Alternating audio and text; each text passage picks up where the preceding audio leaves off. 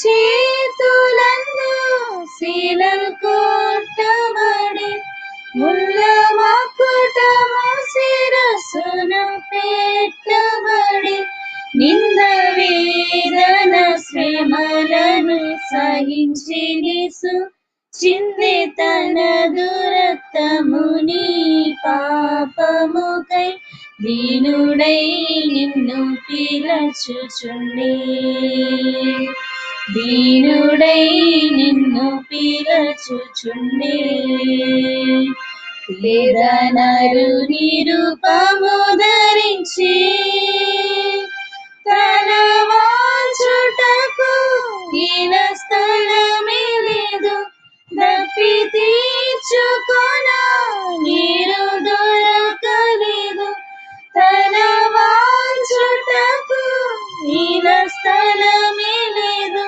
దప్పి తీర్చుకొన నీరు దొరకలేదు తన్ను ఆదరించు వారెవరు లేరు ప్రియ రక్షకుడు సిలువలో వేలాడి పాట్లు పడి నిన్ను విడిపింపను పాట్లు పడి నిన్ను విడిపింపను పేదనరు నిరుపము ధరించి ప్రభు సాతాను తలంచి తుకద్రొక్కిన్ పాపడాగులన్ రక్తముతో కడిగిన్ ప్రభు సాతాను తలంచి తుకద్రొక్కిన్ పాపడాగులన్ రక్తముతో కడిగిన్ నీ వ్యాధిని వేదన తొలగించ నీ శాపము నుండి విడిపింప సిలువలో విజయము పొందే సిలువలో విజయము పొందే వేదనరు నిరుపము ధరించి మాయలోకమును నీవు నమ్మకుము మనుషుల మనసు మారిపోవునిలా మాయలోకమును నీవు నమ్మకుము మనుషుల మనసు మారిపోవునిలా నిత్య దేవుని ప్రేమను నమ్మి నీవు నిశ్చయముగా ప్రభువును ఆనందింప నేడేరమ్ము విశ్వాసముతో నేడేరమ్ము విశ్వాసముతో పేదనరు నిరుపము ధరించి తమసించెదవేళ ఓ ప్రియుడా ప్రియ యేసుని యొద్దకు లేచిరమ్ము తమసించెదవేళ ఓ ప్రియుడా ప్రియ యేసుని యొద్దకు లేచిరమ్ము ఈ లోకము నీకివ్వని శాంతిని ఈ దినమే ప్రభువు నీకొసగా ప్రేమతో నిన్ను పిలచుచుండే ప్రేమతో నిన్ను పిలచుచుండే వేదనరు నిరుపము ధరించి యేసురాజుని చెంత నిలచి అంగీకరించు మాయనను అంగీకరించు మాయనను వేదనరు నిరుపము ధరించి. హల్లెలూయా. ఓవర్ టు నతనేల్ అన్న.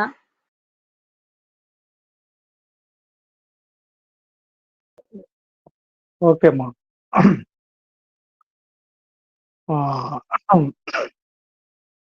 అందరికి వందనాలు. అమ్మా వాయిస్ వినపడుతుందా? అన్న వినిపిస్తుంది అన్న. ఓకే. ఓకే అమ్మా, డిస్టర్బెన్స్ లేదు కదా? లేదన్న, ప్రభుకి క్లియర్ అన్న. స్తోత్రం. మా అందరికి వందనాలు. మంచి చక్కని పాట పాడినారు.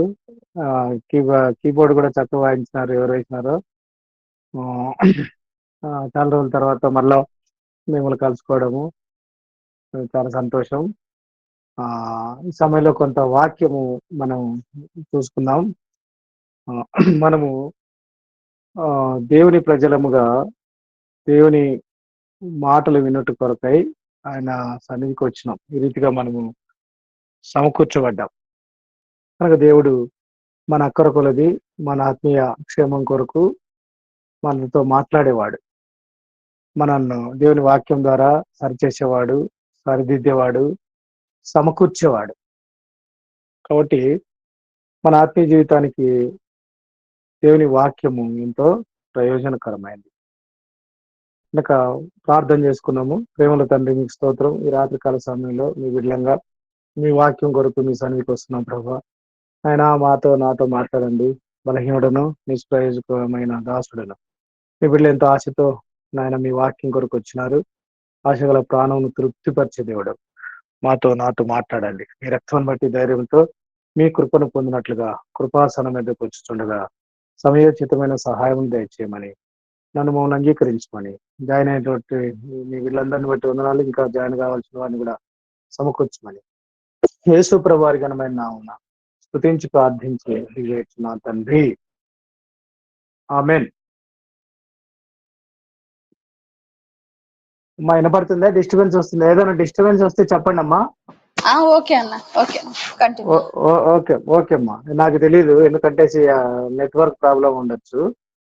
సరే, దేవుని వాక్యములో మనము మన స్థితి ఏమైంది అనేది మనం చూస్తే, మనం ఎవరము అనే సంగతిని మనం చూస్తే, మనము దేవుని ఇంటివారము.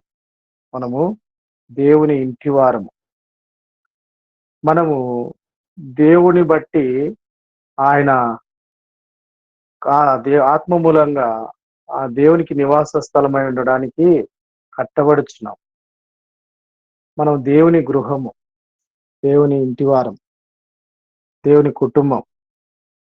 కాబట్టి భౌతిక సంబంధంగా ఈ లోకములో కుటుంబము అని పిలువబడడానికి పరలోకపు తండ్రి కారణం.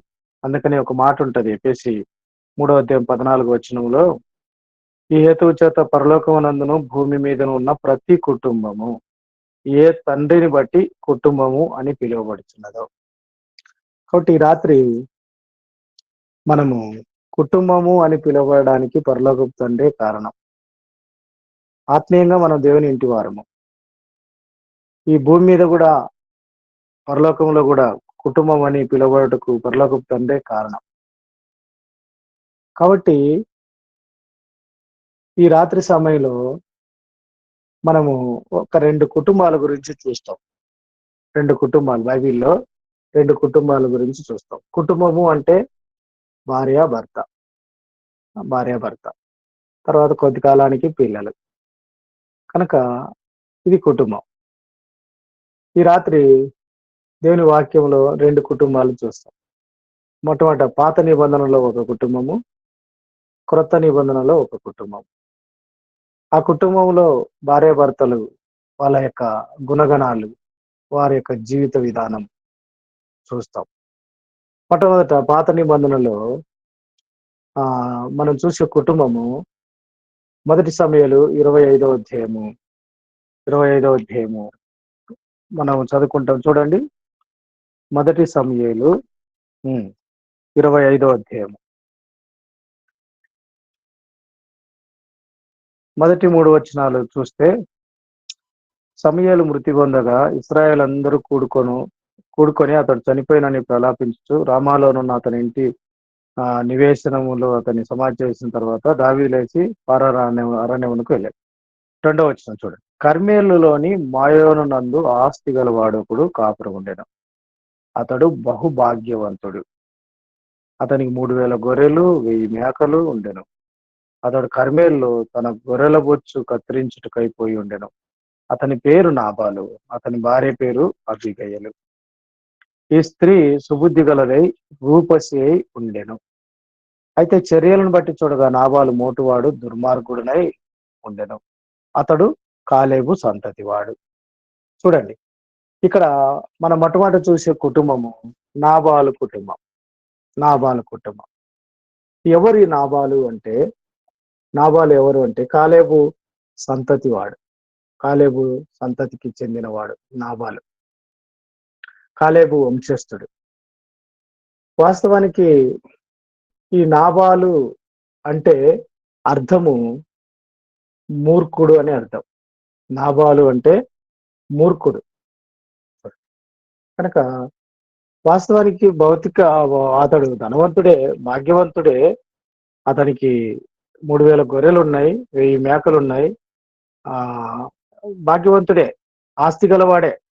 కానీ మూర్ఖుడు. ఈ పేరుకి అర్థము మూర్ఖుడు అని, పిచ్చో వెర్రివాడు అని, వెర్రివాడు. కాబట్టి ఈ మూర్ఖుడు ఏమనుకుంటారు తెలుసా? బైబిల్లో మూర్ఖులు ఏమనుకుంటారు చూడండి.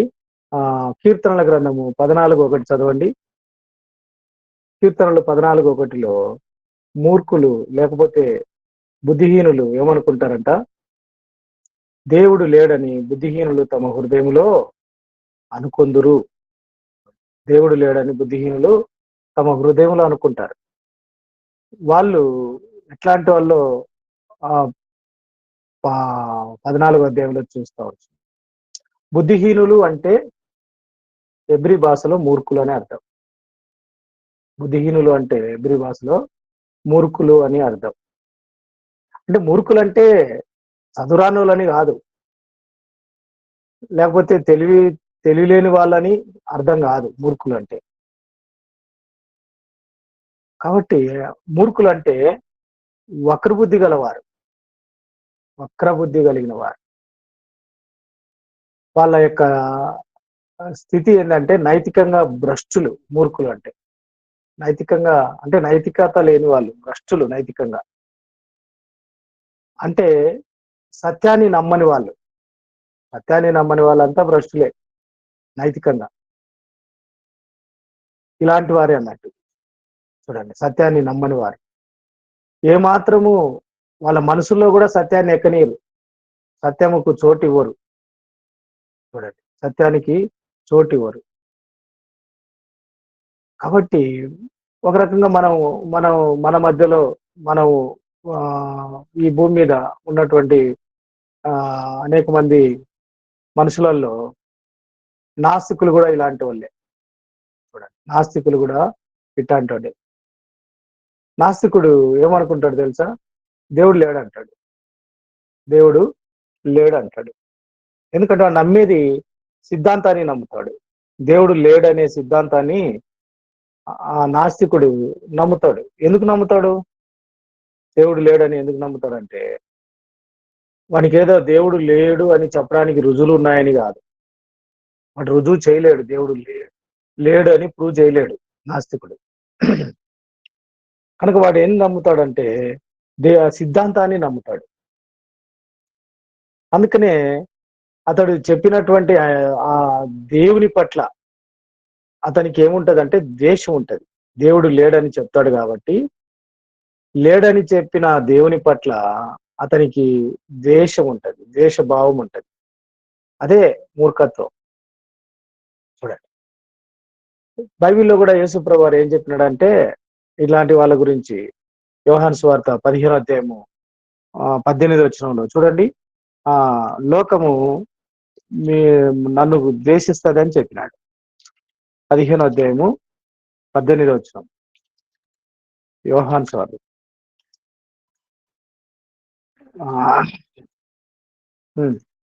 చూడండి ఒక మాట 15-18లో, లోకము మిమ్మల్ని ద్వేషించినడలా మీకంటే ముందుగా నన్ను ద్వేషించనని మీరు ఎరుగుదురు అంటాడు. కాబట్టి దేవుడు లేడని వాడు సిద్ధాంతాన్ని నమ్ముతాడు. కాబట్టి నాస్తికుడు ఏం చేస్తాడంటే సత్యాన్ని ద్వేషిస్తాడు, సత్యాన్ని నమ్మడు, మనసులో కూడా ఎక్కనీయడు. కనుక దేవుడు లేడని చెప్తున్నాడు కాబట్టి దేవుని పట్ల ద్వేషం కలిగి ఉంటాడు, ద్వేషభావం కలిగి ఉంటాడు, దేవుని ద్వేషిస్తాడు అన్నట్టు. లేడని చెప్తాడు కదా. కాబట్టి ఇదే మూర్ఖత్వం. పౌలు భక్తుడు కూడా ఇలాంటి వాళ్ళ గురించి ఏమని చెప్పినాడంటే, రోమిలకు రాసిన పత్రిక 1వ అధ్యాయము 30వ వచనంలో చూడండి. రోమిలకు రాసిన పత్రిక 1:30లో ఏముందంటే, కొండగాండ్రు, అపవాదకులు, దేవద్వేషులు, హింసకులు, అహంకారులు, వెంకములాడేవారు, చెడ్డవాటిని కల్పించేవారు, తల్లిదండ్రులకు అవిధేయులు, అవివేకులు, మాట తక్కువ, ఇలాంటి వాళ్ళు అన్నట్టు. వీళ్ళందరూ ఆ భ్రష్టులు. చూడండి, భ్రష్టులు. ఎందుకంటే నైతికంగా వాళ్ళు భ్రష్టులే, సత్యాన్ని నమ్మరు కాబట్టి. కనుక 8వ అధ్యాయం 7వ వచనంలో కూడా చూస్తే, రోమా పత్రికలో ఈ నాస్తికుల గురించి శరీరానుసారులు అన్నట్టు. ఎలాగనగా శరీరానుసారమైన మనసు దేవునికి విరోధమైనది, అది దేవుని ధర్మశాస్త్రం లోబడదు, ఏమాత్రం లోబడిన శరీరానుసారమైన మనసు కలిగిన వాళ్ళు. కాబట్టి నాబాలు అనే పేరుకు అర్థము మూర్ఖుడు అని అర్థం. కాబట్టి ఇటువంటి వాళ్ళు ఈ లోకంలో కూడా ఉన్నారు. తెలివితేటలు గలవారు కూడా దేవుని వాక్య ప్రకారం బైబిల్ దృష్టిలో మూర్ఖులయ్యే అవకాశము ఉంది. కాబట్టి ఈ మూర్ఖుడు, ఈ నాబాల్ అనేటువంటి వ్యక్తి ఆ పేరుకు తగినట్టుగానే మోటోడు అని మనం చదువుకున్నాం కదా. వాస్తవానికి నాబాలు ఏ వంశానికి చెందినోడు? కాలేబు వంశానికి చెందినాడు. కాలేబు వంశస్థుడు. నాబాలు ఎవరంట? కాలేబు వంశస్థుడు. కాలేబు ఎవరు? కాలేబు దేవుని యందు విశ్వాసం కలిగిన వాడు, నిండు మనసుతో దేవుని వెంబడించినోడు. కాలేబు విశ్వాస పాత్రుడు కూడా. కనుక ఇటువంటి వంశంలో ఉన్నటువంటి, ఇలాంటి వంశంలో పుట్టి ఇలా మూర్ఖుడు కావడం అనేది చాలా బాధాకరం కదా. ఇట్లాంటి వంశంలో ఉన్నటువంటి నాబాలు, ఈ కాలేబు వంశంలో పుట్టినటువంటి నాబాలు మూర్ఖుడుగా అవడం అనేది ఎంత బాధకరము. ఈ బైబిల్లో మనం చూస్తున్నాం కదా, అతని పేరును బట్టి అతనికి సరిపోయిందంట. మోటుతనం అది అని గుణము. నాబాలు మోటువాడు, దుర్మార్గుడై ఉండెను, అతడు కాలేబు సంతతి వాడు. అని కాలేబు సంతతి వాడైనటువంటి నాబాలు ఎందుకు దుర్మార్గంగా జీవించాలా? కాలేబు వంశంలో అలాంటి వాళ్ళు లేరే, వీడు తప్ప, వీడొక్కడే. ఎందుకంటే కాలేబు వంశస్థుడు దేవుని యందు విశ్వాసం ఉంచినవాడు. కాలేబు దేవుని పట్ల విశ్వాస పాత్రుడు. చూడండి, కాలేబు గురించి మనం కొన్ని వాక్యాలు, 3 వచనాలు చూస్తే, సంఖ్యాకాండము 13:30లో చూడండి. ఎవరైనా ఒక చదివితే బాగుంటదమ్మా. సంఖ్యాకాండం 13:30లో మనము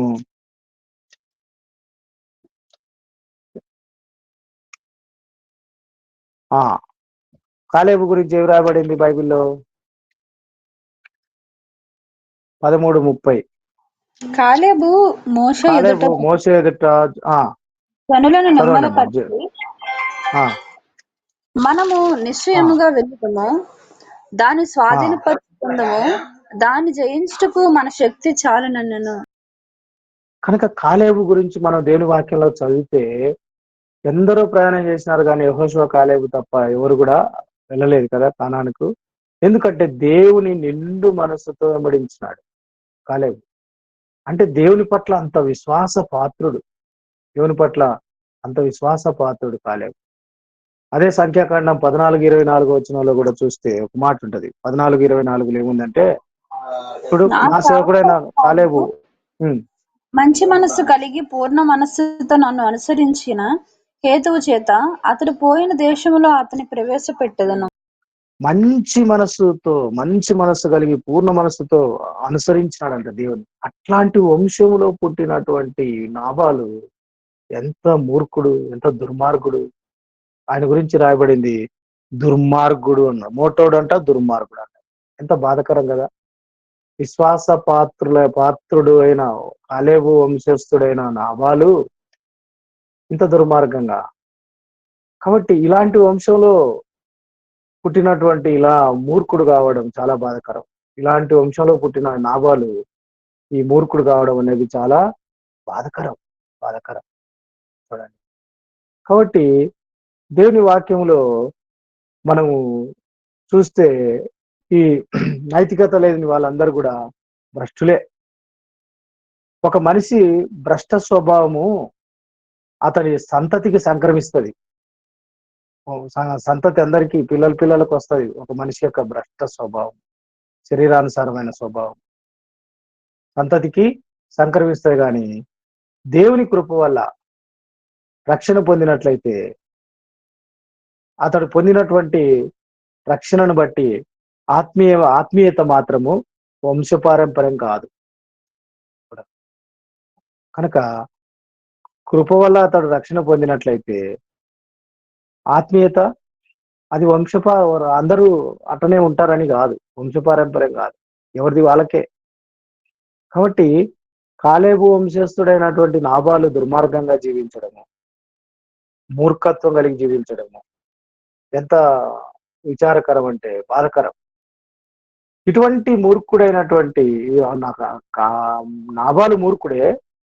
అతని భార్య చూడండి, అబీగయలు ఎట్లాంటిదంటే ఆమె గురించి రాయబడిన మాట ఏముంది? అబీగయలు ఈ స్త్రీ సుబుద్ధి గలదై రూపసి ఉండెను. తేడా చూడండి, ఇద్దరు భార్య భర్తలే. ఒకడేమో మూర్ఖుడు, భర్త మూర్ఖుడు, భార్య సుబుద్ధి కలిగింది.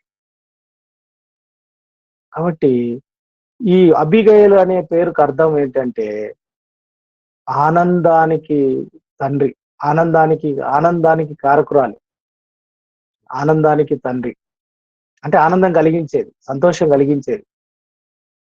కాబట్టి ఈ ఇద్దరి పేర్లు వీళ్ళ గుణగణాలు చూపిస్తా ఉన్నాయి. ఇద్దరి పేర్లు వీళ్ళ గుణగణాలకు సరిపోయినాయి. సుబుద్ధి, అబీగయలు అంటే సుబుద్ధి. ఒకడేమో దుర్మార్గుడు, భర్త దుర్మార్గుడు, భార్య సుబుద్ధి కలిగింది. ఆనందానికి కారకురాలు, ఆనందానికి తండ్రి అంట ఆమె పేరుకు అర్థం. నిఘంటువులో చూస్తే ఆనందానికి తండ్రి కనుక సంతోషానికి కారకురాలు. ఇటువంటి ఈ సుబుద్ధి కలిగినటువంటి ఈమె ఈ మూర్ఖుని వల్ల కలిగే నష్టాన్ని ఆపగలిగింది. చూడండి, దావీదు రాజును ఏమంటాడు? మోటోడు, వాడేవాడు, వీడేవాడు, ఎస్ఐ కుమారుడు వాడేవాడు, ఎంత దురుసుగా మాట్లాడతాడంటే భయంలే, ఎందుకంటే మురుకుడు కదా. రాజును పట్టుకొని ఏమంటున్నాడు? ఎస్ఐ కుమారుడు దావీదేవుడు, ఎస్ఐ కుమారుడు, ఎంత కేర్లెస్ గా మాట్లాడుతున్నాడు. కోపం వచ్చింది, మొత్తం వంశాన్ని లేకుండా చేస్తానని, ఒక్కడు కూడా మిగలద్దని కోపంతో వస్తా ఉంటే సుబుద్ధి కలిగినటువంటి అబీగయలు ఏం చేసింది? బతిమలాడుకుంది. అయ్యా వాడు మోటోడు, నా మీద దయ ఉంచు, కనుక కీడు రాకుండా కాపాడు అని చెప్పుకుంటుంది. చూడండి, కాబట్టి ఎంత జ్ఞానం కలిగింది, ఎంత దయ కలిగింది. దేవుని వాక్యంలో ఒక మాట ఉంది సుబుద్ధి గురించి. చదవండి అమ్మా, సామెతలు 13వ అధ్యాయము 15వ వచనం చదవండి. సామెతలు 13:15 వచనం. సుబుద్ధి ఒకని సుబుద్ధి, చదవండి అమ్మా. సుబుద్ధి దయను సంపాదించును, విశ్వాసఘాతక మార్గము కష్టము. అది ఎంత మంచి మాట చూడండి. సుబుద్ధి ఏం సంపాదించుకుంటదంట? దయను సంపాదించుకుంటది. సుబుద్ధి దయను సంపాదించుకుంటది. సుబుద్ధి, ఈ అబీగయలు సుబుద్ధి కలిగింది కాబట్టి రాజు యొక్క దయను సంపాదించుకుంది, దావీదు యొక్క దయను సంపాదించుకుంది. దావీదు ఎంత కోపం, ఎంత ఆక్రోషంతో ఒక్కడు కూడా ఆ వంశంలో ఒక్కడు మిగలద్దు, వాడు ఇట్లా మాట్లాడతాడని కోపంతో వస్తుంటే ఈమె సుబుద్ధి కలిగింది కనుక రాజు దయను సంపాదించుకుంది. చూడండి, సుబుద్ధి దయను సంపాదించుకుంటది. విశ్వాసఘాతకుని యొక్క చర్యలు భయంకరంగా ఉంటాయి. కాబట్టి ఆ మోటోనికి తెలివి తక్కువడు, మూర్ఖుడు ఎటు పడితే అటు మాట్లాడతాడు. ఎవరితో ఎట్లా మాట్లాడాలా, ఎవరితో ఎట్లా మెలగాల అనేది తెలియదు. చాలా అహంకారంగా దురుసుగా ప్రవర్తిస్తాడు తెలివి తక్కువడు. అతిశయం, ఆడేవుడు వీడెవడు పొగురుగా మాట్లాడతాడు.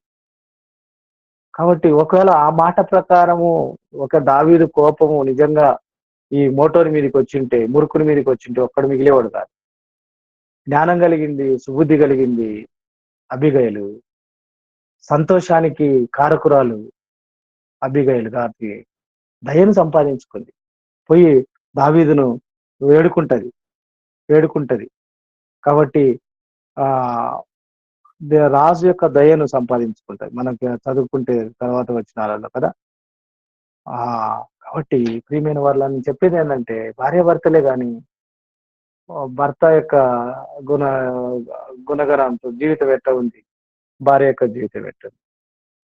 ఇప్పుడు ఎంత ఆపోజిట్ కదా.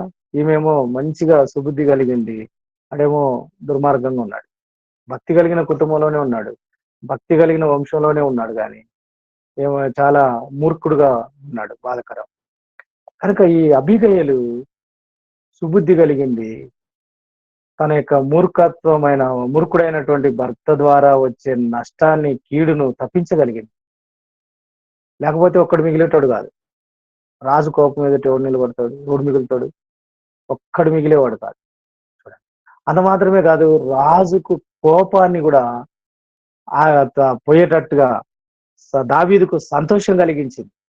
సంతోషం కారకురాలైనటువంటి అబీగయలు ఆనందానికి తండ్రి అంట, జాయ్ ఆఫ్ ఫాదర్ కదా, ఆనందానికి తండ్రి. అట్లాంటి ఆమె రాజు కోపం పోయి సంతోషం కలిగింది. అబీగయలు చూసి ఎంత సంతోషం కలిగిందో రాజుకు, దావీదుకు. కాబట్టి సుబుద్ధి అనేది దయను సంపాదిస్తుంది అట, దయను సంపాదిస్తుంది. కాబట్టి వాస్తవానికి ఇలాంటి సుబుద్ధి కలిగినటువంటి భార్య దొరకడం అనేది అది చాలా గొప్ప విషయం. దానం అని బైబిల్ చెప్తుంది. 19వ అధ్యాయం సామెతలు 14 చదవండి అమ్మా. సామెతలు 19:14. గృహమును విత్తమును పితరులిచ్చిన స్వాస్థ్యము, సుబుద్ధి గల భార్య యెహోవా యొక్క దానము. సుబుద్ధి గల భార్య యెహోవా యొక్క దానము. సుబుద్ధి, మంచి బుద్ధి కదా, మంచి బుద్ధి. కాబట్టి మనము దేవుని బిడ్డలంగా అబీగయలు ఈ స్త్రీ గురించి బైబిల్ చెప్పినట్టుగా మనము సుబుద్ధి కలిగి ఉండాలంట. మంచి బుద్ధి కలిగి ఉంటే మనం దయను సంపాదించుకుంటాం. కోపం పోయింది ఆయనకు, ఈమెను చూడగానే, ఈమె మాట్లాడగానే దయ కలిగింది, సంతోషం కలిగింది. ఆయనకు సంతోషాన్ని కలిగించింది, ఇతరులకు సంతోషాన్ని కలిగించింది కదా. సంతోషానికి కారకురాలైనటువంటి ఈమె ఇతరులకు సంతోషం కలిగింది. నాబాల ద్వారా దావీదు కోపం వచ్చింది, అబీగయల్ ద్వారా దావీదుకు సంతోషం కలిగింది. చూడు ఎంత తేడా భార్యాభర్తలు ఇద్దరు. కాబట్టి ఒక వ్యక్తి ద్వారా నష్టం కలగాలి, భయంకరమైన నష్టం, వంశానికే నష్టం. చూడండి, ఈ కాలేబు వంశాన్నే తన అంటే నాబాల్ యొక్క వంశాన్నే ఒక్కడు మిగిలకుండా చేయాలని రాజుకు అంత కోపం వచ్చింది. కానీ ఎంత నష్టం కలుగుతుండే ఈ మోటోని ద్వారా, ఈ మూర్ఖుని ద్వారా, ఈ బుద్ధి లేని ద్వారా. అంటే ఆయనకి ఏంటంటే చాలా ప్రౌడ్గా ఉంటాడు. వెర్రివాడు అట్లే మాట్లాడతాడు కదా. యేసుప్రభు కూడా చెప్పినాడు ఉపమానం లూకాసు వార్తలో 12వ అధ్యాయంలో. ఒక ధనవంతునికి ఏముందంట, విస్తారమైన పంట ఉంది. ధనవంతునికి పంట విస్తారంగా పండింది, ఆస్తి సమకూర్చబడింది. వాడు ఏమనుకుంటున్నాడు అంటే, నాకు పంట సమృద్ధిగా పండింది, నా ఆస్తిని సమకూర్చుకోవడానికి నాకు కొట్లు సాలవు, నాకున్న కొట్లను ఇప్పుతాను, ఇంకా పెద్దవాటిని కట్టిస్తా, అందులో నా ధాన్యమును నా ఆస్తిని సమకూర్చుకుంటా, నా ప్రాణంతో ప్రాణమా అంటున్నాడు. ఎర్రోడు అట్టే మాట్లాడతాడు, తెలివి తక్కువవాడు, మూర్ఖుడు అట్టే మాట్లాడతాడు. చూడండి, యేసుప్రభు దేవుడు ఏమన్నాడు, మరి ఈ రాత్రి నీ ప్రాణం అడుగుతున్నాను, నువ్వు పోతే ఇవన్నీ ఎవరు అవుతారా అన్నాడు. అంటే దేవునికి పట్ల ఏమాత్రము మూర్ఖునికి దేవుని మీద నమ్మకం ఉండదు, సత్యం నమ్మడు, సత్యాన్ని మనసులోనికి కూడా ఎక్కనీయడు మూర్ఖుడు. ఏంటంటే లేడంట, దేవుడు లేడు, ఏం లేదు, నా ధనమే నా దేవుడు, నా డబ్బే నా దేవుడు కదా, నా ఆస్తే నాకు దేవుడు అనుకుంటాడు. వాడు అట్టే అనుకుంటున్నాడు. లూకాసు వార్త 12వ అధ్యాయంలో చూడండి ఏమంటాడు, ఎక్కడన్నా దేవుడు ఇచ్చినాడు, ఇది నా దేవుని వల్ల కలిగింది, దేవుని దయ వల్ల కలిగింది అని అంటాడా? అనడే. చూడండి 12వ అధ్యాయంలో ఏమంటాడు, 10వ వచనం, మరియు ఆయన వారితో ఉపమానం చెప్పాను. ఒక ధనవంతుని భూమి సమృద్ధిగా పండింది. 12:10 16 నా పంట సమకూర్చుకోవడానికి నాకు స్థలం చాలదు. కనుక నేనేం చేస్తున్నాను తనలో తను ఆలోచించుకొని నేను ఇలాగ చేస్తా. నా కొట్లు ఇప్పుతా, వాటికంటే గొప్ప వాటిని కట్టిస్తా, అందులో నా ధాన్యం అంతటిని, నా ఆస్తిని సమకూర్చుకుంటా, నా ప్రాణంతో ప్రాణమా అంటాడంట. ఎక్కడన్నా ఇది దేవుని వల్ల కలిగింది, దేవుడు నాకు సహాయం చేసినాడు, దేవుడు నా కష్టాన్ని దీవించినాడు, దేవుడు నా పంటను సమృద్ధిగా పండేటట్టు వర్షాన్ని ఇచ్చినాడు, దేవుడు నాకు నా చేతుల కష్టార్జితమును దీవించినాడు, నా ప్రయాసం ఎక్కడన్నా ఉందా? ఎక్కడన్నా ఉందా? చూడండి. కాబట్టి ఏమంటాడు? 15వ వచనంలో యేసుప్రభువు చెప్పినాడు, ఆయన వారితో మీరు ఏ విధమైన లోభమును కెడమీయక జాగ్రత్త పడండి. ఒకని కలిమి విస్తరించటం వాని జీవమునకు మూలకు బతకడానికి డబ్బు కాదు ప్రాముఖ్యం. జీవితానికి డబ్బు ప్రాముఖ్యమైనది కాదు. ప్రాముఖ్యమే, కానీ దేవుడి కంటే ప్రాముఖ్యం కాదు. అవసరమే కానీ దేవుడు లేకుండా అది అక్కర్లేదు. కాబట్టి వాడు ఏమనుకుంటాడంటే నా పంట అంటాడు, నా పంట అంటాడు. తర్వాత ఏమంటాడు చూడండి, నాకు నా కొట్లు అంటాడు, నా పంట అంటాడు, నా కొట్లు అంటాడు, తర్వాత నా ధాన్యము అంటాడు, నా ఆస్తి అంటాడు, నా ప్రాణం అంటాడు. ఎట్లొచ్చినాయి ఇవన్నీ? మనకి స్థలం ఉంది, ఆ స్థలం సరిపోవట్లేదు, కొట్లున్నాయి, గొప్ప వాటిని ఆ కొట్లలో ధాన్యం సరిపోదు, ఆ పట్టవు, అంత పండింది పంట, ఇంకా గొప్ప వాటిని కట్టిస్తాడంట. అంటే నా లాంటి వాళ్ళు ఇట్లనే ఉంటారు, ఇట్లనే ఉంటారు వాళ్ళు. ఎందుకంటే మనుషులకి సత్యాన్ని ఎక్కనీయరు, సత్యాన్ని తెలుసుకోరు, సత్యాన్ని నమ్మరు, నమ్మరు, వాళ్ళు సిద్ధాంతాన్ని నమ్ముతారు. కాబట్టి ఇట్లా అనుకుంటుంటే ఏమన్నాడు చూడు దేవుడు, ప్రాణంతో చెప్పుకుంటాడంటే ఏమని, ప్రాణంతో ప్రాణమా అనేక సంవత్సరములకు విస్తారమైన ఆస్తి నీకు సమకూర్చబడి సుఖించు, తినుము, తాగు, సంతోషించుమని చెప్పుకుందని అనుకుంటాడు. అయితే దేవుడు వెర్రివాడ, పిచ్చోడా, వెర్రివాడ, పులిస్ మ్యాన్ కదా, వెర్రివాడ, ఈ రాత్రి నీ ప్రాణం అడుగుతున్నా. కాబట్టి ప్రియమైన వాళ్ళారా, నాబాల్ లాంటి వాళ్ళు, వాళ్ళ జీవిత విధానము, వాళ్ళ మాట తీరు ఇట్లనే ఉంటది. చూడండి, ఇటువంటి మూర్ఖుని యొక్క భార్య అబీగయలు ఎంత జ్ఞానం కలిగింది, ఎంత సుబుద్ధి కలిగింది. రాజు దయను సంపాదించుకోగలిగింది కదా తన సుబుద్ధి ద్వారా. రాజు కోపం పోయింది కదా, రాజుకు సంతోషం కలిగింది కదా. చూడండి ఎంత సంతోషం. తర్వాత ఆయన దావీదు అబీగయలు చేసుకుంటాడు, ఎంత సంతోషం చూడండి. కాబట్టి నేను చెప్పేది ఏంటంటే, ఇద్దరు భార్య భర్తలే. భర్త ఏమో మూర్ఖుడు, భార్య ఏమో సుబుద్ధి కలిగింది. భర్త భక్తి కలిగిన వంశంలో నుండి వచ్చినాడు, కానీ మూర్ఖుడుగా ఉండడం చాలా బాధకరం. కాబట్టి ప్రియమైన వాళ్ళారా, ఇలాంటి కుటుంబము, ఒకరేమో కోపానికి కారకుడైతే భర్త రాజుకు కోపం కలిగించిన వాడైతే, భార్య రాజుకు సంతోషం కలిగింది. కోపము ఎంత భయంకరమైంది. ఒకవేళ ఆ ప్లేస్ లో అబిగైల్ లేకపోతే ఈ మోటోడు ఏమైపోయేవాడు, వంశమే లేకుండా అయిపోయేది. కాబట్టి సుబుద్ధి అనేది ఎంత ప్రాముఖ్యమైందో చూడండి. సుబుద్ధి అనేది ఈ దావీదు గురించి కూడా రాయబడింది. సమూయేలు 18వ అధ్యాయంలో చూస్తే 3 చోట్ల సుబుద్ధి కలిగి ప్రవర్తించడం ద్వారా సౌలు భయపడ్డాడు. దావీదు సుబుద్ధి కలిగి ప్రవర్తిస్తూ వచ్చినాడు. అంత మాత్రమే కాదు, దావీదు ఎక్కడ పోయినా దేవుడు తోడుగా ఉంటున్నాడు తన సుబుద్ధి కలిగి ప్రవర్తించడం ద్వారా. తర్వాత చదువుకోండి, సమూయేలు 18వ అధ్యాయంలో ఉంటది సుబుద్ధి కలిగి. కాబట్టి సుబుద్ధి అనేది చాలా ప్రాముఖ్యమైనది. మనము నష్టానికి కారకులు కాకుండా ఉండాలంటే. ఇది నాబాలు కుటుంబము. తర్వాత మన సమయం అయిపోతుంది. క్లుప్తంగా కొత్త నిబంధనలో ఒక కుటుంబం చూస్తాం. చూడండి, కొత్త నిబంధనలో కుటుంబము, ఈ కుటుంబం గురించి కూడా మనం ఆలోచిస్తే, దేవుని సంఘములో అందరూ చేర్చబడినట్లుగా వీళ్ళు కూడా చేర్చబడ్డారు, సంఘములో చేర్చబడ్డారు. రక్షణ పొందిన వారందరూ అనుదినము సంఘంలో చేర్చబడుతున్నారు. అతనే వీళ్ళు కూడా చేర్చబడ్డారు. ఎవరు వీళ్ళు అంటే అననీయ, సప్పీరా. ఎవరు వీళ్ళు? అననీయ, సప్పీరా. కనుక దేవుని సంఘము ఎంత డెవలప్ అవుతా ఉంది ఆ దినాల్లో, వాళ్ళు సంఘంలో చేర్చబడిన దినాల్లో. సంఘం ఎంత అభివృద్ధి చెందుతా ఉంది. ఆ సంఘం యొక్క ప్రవర్తనను మనం ఆలోచిస్తే ఎంత పవిత్రంగా ఉంది సంఘము.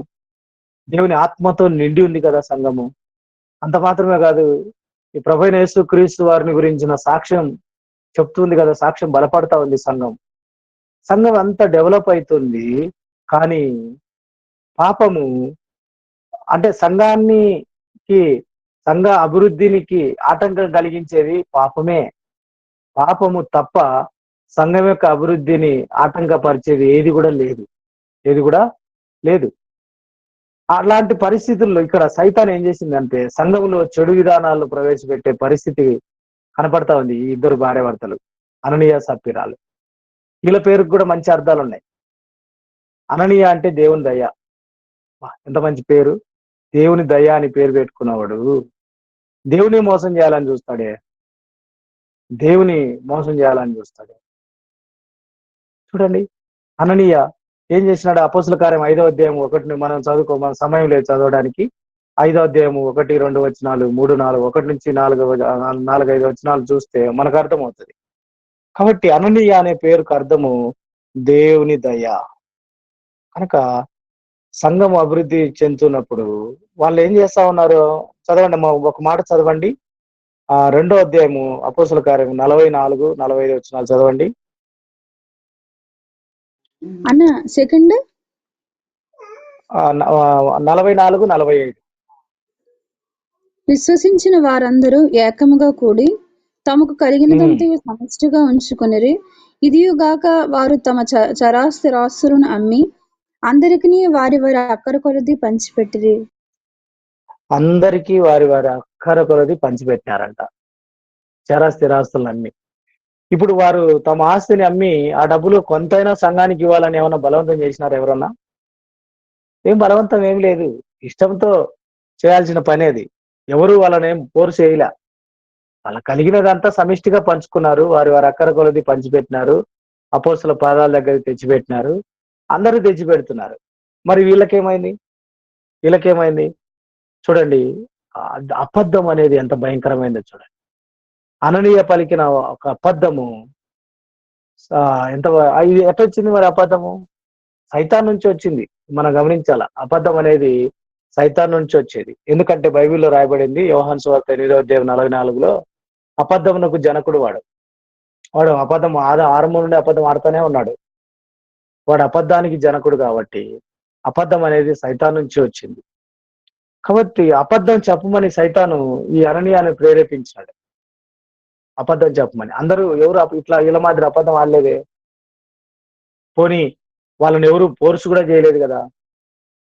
తమ ఆస్తిని అమ్మి ఆ డబ్బులో కొంత సంఘానికి ఇవ్వాలని ఏమైనా బలవంతం చేసినారా? ఏం లేదు. కానీ వాళ్ళు ఏం చేసినారు? పేతురు అడిగినప్పుడు చూడండి, 5వ అధ్యాయము అపోస్తుల కార్యం 5వ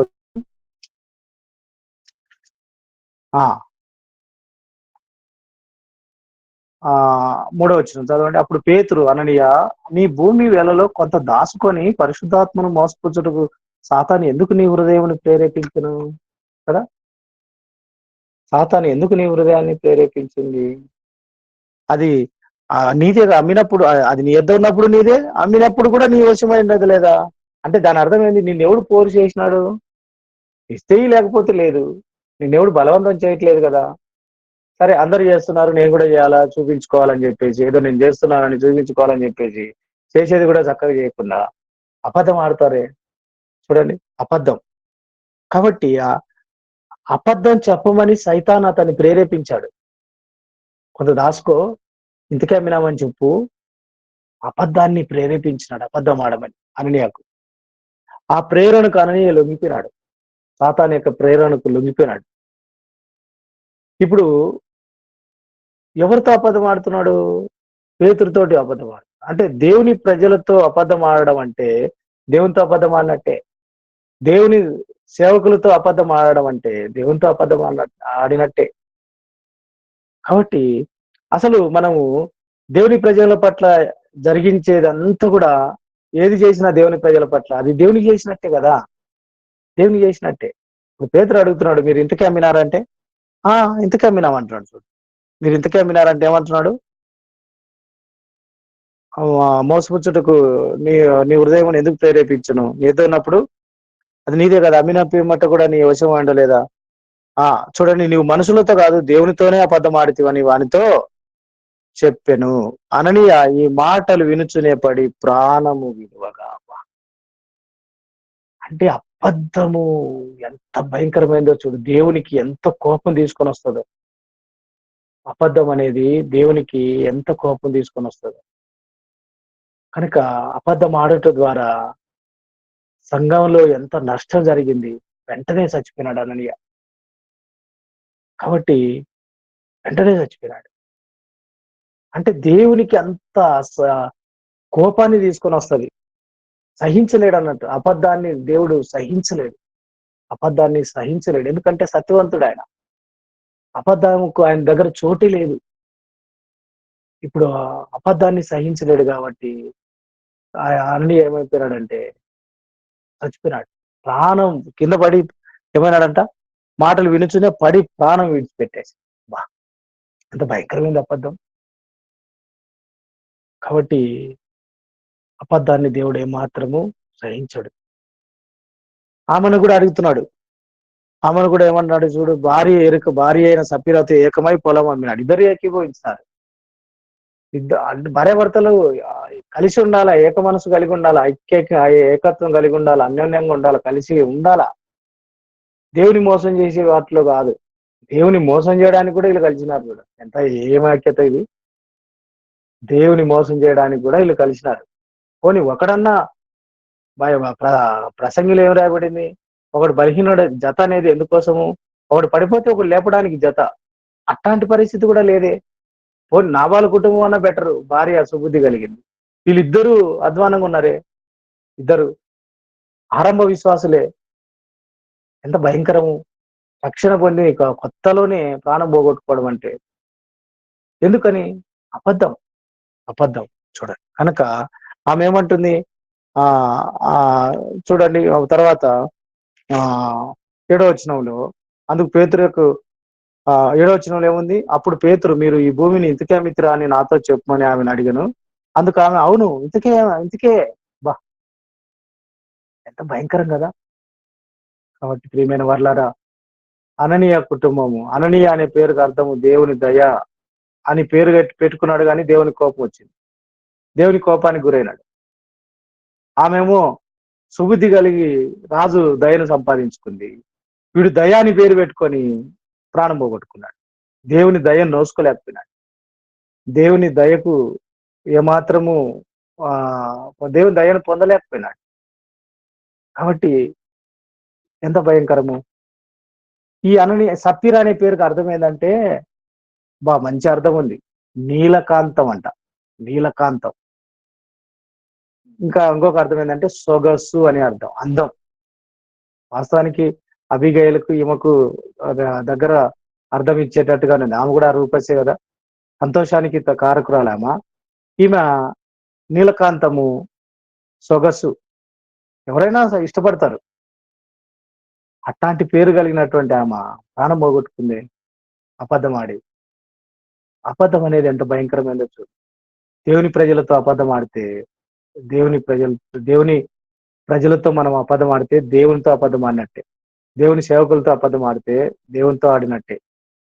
కనుక దేవుని ప్రజలమైన మనము దేవుని ప్రజల పట్ల జరిగించేదంతా కూడా దేవుని పట్ల చేసినట్టే.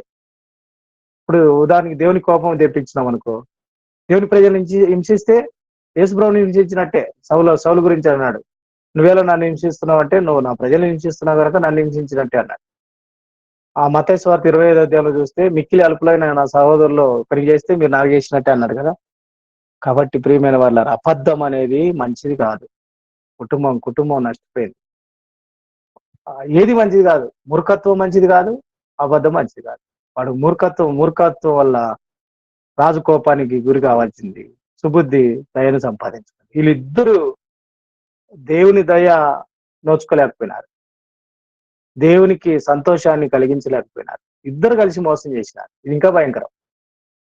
కాబట్టి ఈ రాత్రి సమయంలో మన కుటుంబ జీవితం ఎలా ఉందో, దేవుడు మనల్ని జతపరిచినాడు, భార్యాభర్తలుగా చేసినాడు, కుటుంబంగా చేసినాడు. కనుక దేవునికి ఇష్టం లేని పని, దేవునికి అసహ్యమైంది, దేవునికి కోపం కలిగించేది మనం ఎవరూ చేయకూడదు ఇద్దరిలో. దేవుని మోసం చేయడానికి పొర్రపాటున కూడా ఏకీభవించదు దేవుని మోసం చేయడానికి. అది సాతాను ప్రేరణకి ఏమాత్రం లొంగొద్దు. ఇట్లా ఒకవేళ మనకు సాతాను ఆలోచన తీసుకొస్తాడు, అరే నాకు రాకూడదు కదా, నేను సత్యాన్ని నమ్మినాను కదా, సత్యానికి నా మనసులో చోటు ఉంది కదా, సత్యదేవుని ఎరిగినాను కదా, ఇలాంటి తలంపు నాకెందుకు? చూడండి, అబద్ధం దేవునికి ఇష్టం లేదు కదా. చూడండి, కొన్ని వచనాలు త్వరగా చదివితే అబద్ధం గురించి ఒకవేళ రాసుకోండి, మీరు చదవకపోయినా పర్లేదు, తర్వాత ఆయన చదవచ్చు.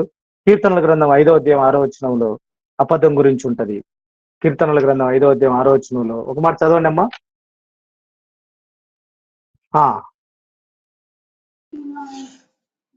అబద్ధమాడు వారిని నీవు నశింపచేయుదువు, కపటము చూపి చూడండి, నరహత్య జరిగించు వారు యెహోవాకు అసహ్యులు. అసహ్యులంట, నాశనం అయిపోతారంట అబద్ధం ఆడితే. ఎంత భయంకరం. దేవునికి ఇష్టమైంది సత్యం. 15 కీర్తన 2వ వచనంలో హృదయపూర్వకంగా సత్యం అనుసరించు, యథార్థ కలిగి నీతిని అనుసరించు, హృదయపూర్వకంగా నిజం పలుకువాడే అంటాడు. ఆయన సన్నిధిలో అతిథిగా, ఆయన గుడారంలో అతిథిగా ఉండదగిన వాడు. సత్యం దేవునికి ఇష్టం, ఎందుకంటే ఆయన అంతరంగంలో సత్యం కోరుచున్నాడు. 51:6 కీర్తనలు చూడండి. కాబట్టి అబద్ధమాడు పెదవులు ఆయన అసహ్యమని సామెతలు 6:16 చదువుతాం. ప్రియమైన వారులారా, సత్యవంతులు ఆయనకి ఇష్టలని సామెతలు 12:22 చదువుతాం. కాబట్టి మనం దేవునికి అసహ్యమైంది, కోపం తెప్పించేది పొరపాటున కూడా మన ఫ్యామిలీ లైఫ్ లో ఉండకూడదు. దేవుడు మనల్ని కుటుంబంగా చేసినాడు. దేవుని కొరకు, దేవుని కార్యాల కొరకు ఏకీభవించాలి, కానీ దేవుని మోసం చేయడానికి ఏకీభవించుకోండి. పోనీ ఒకరికి ఏదైనా దుష్టతలంపు వచ్చింది అన్నప్పుడు ఒకరన్నా మేలుకోవాలి కదా. అట్లా లేదు భార్యాభర్తలు. సరే, అననీయకు వచ్చింది మోసం చేయాలని, సాతాను ప్రేరణకు లొంగినాడు, ఈమన్నా చెప్పాలి కదా. ప్రసంగిలో అదే ఉంది కదా, ఒకడు పడిపోతే ఒకడు లేపుతాడు. అందుకే కదా జతగా దేవుడు చేసింది, ఇద్దరు మోసం చేయడానికి కాదు. బలహీనుడిని బలవంతుడు లేపాల. ఇద్దరు బలహీనులైతే ఇంకా వాళ్ళ పరిస్థితి దారుణంగా ఉంటుంది. అందుకనే ఇద్దరు చచ్చిపోయినారు. కాబట్టి దేవునికి ఇష్టమైంది ఏంటంటే సత్యం. పౌలు భక్తుడు అదే చెప్తాడు ఎఫెసీయులకు రాస్తూ 4వ అధ్యాయము 15వ వచనంలో, ప్రేమ కలిగి సత్యము చెప్పొచ్చు. చూడండి, ప్రతివాడు సత్యమే మాట్లాడాలని 15వ వచనంలో ఉంది. 25వ వచనంలో చూస్తే ప్రేమ కలిగి సత్యం చెప్పొచ్చు, క్రీస్తు వలె ఉన్నట్టుకు మన అన్ని విషయంలో ఎదుగుదామంటాడు. అబద్ధం దేవునికి ఇష్టం లేదు. కొలసి 3:9 కూడా అబద్ధం గురించి చూస్తాం. చివరిగా మనం చూస్తే అబద్ధికులకు ఏముందో మనకు బాగా తెలుసు. ప్రకటన 21:8. అబద్ధమును ప్రేమించి జరిగించే వాళ్ళు ఎక్కడుంటారో ప్రకటన 22:15 చూస్తాం. వెలుపటి ఉంటారు. కాబట్టి 2 కుటుంబాలు మనం చూసినాము. మనము మన కుటుంబ జీవితం ఎలా ఉంది దేవుని పట్ల అనేది ఒకసారి ఈ 2 కుటుంబాలను మనం చూసుకొని హెచ్చరికగా నాబాలు యొక్క జీవితము, వననీయ సఫీర యొక్క జీవితము, ఈ నలుగురిలో మంచి బుద్ధి కలిగి జ్ఞానం కలిగినటువంటి స్త్రీ ఎవరంటే అబిగయీల్. ఆమె దయను సంపాదించుకుంది. మనం కూడా అలా ఉంటే సుబుద్ధి కలిగి దేవుడు మన ఎలా దయ చూపిస్తాడు. ప్రార్థన చేసుకుందాం. అమ్మ, చేయండి ప్రార్థన.